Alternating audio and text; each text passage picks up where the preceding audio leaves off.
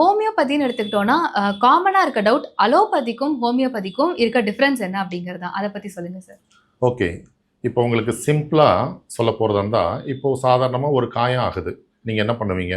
Wash பண்ணிட்டு மருந்து போடுவோம் சார். என்ன மருந்து போடுவீங்க? கிளினிக்ல ஏதாவது வாங்கிட்டு வந்து எமர்ஜென்சிக்கு என்ன மருந்தோ வீட்ல என்ன பண்ணுவீங்க? மஞ்சள் தேய்ப்போம் சார். மஞ்சள் தேய்ப்போம்.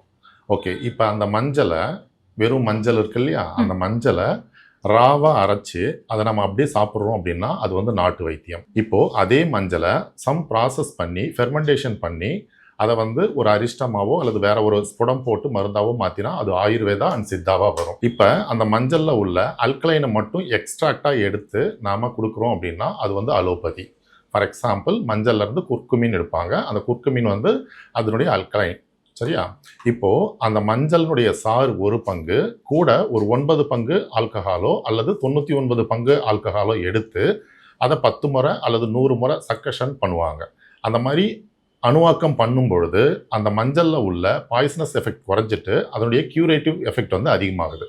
அதாவது அணுவாக்கம் அப்படின்றதுடைய நீட்சி தான் இந்த ஹோமியோபதின்றது. ஸோ இப்போ சயனைடே ஹோமியோபதியில மருந்தா நம்ம கொடுக்க முடியும். ஏன்னா அதில் உள்ள பாய்சன் எஃபெக்ட் குறைஞ்சிட்டு அதில் உள்ள கியூரேட்டிவ் எஃபெக்ட் நமக்கு வந்து கிடைக்கிறதுனால எந்த ஒரு பக்க விளைவும் இல்லாமல் ஹோமியோபதி மருந்துகள் வேலை செய்யுது.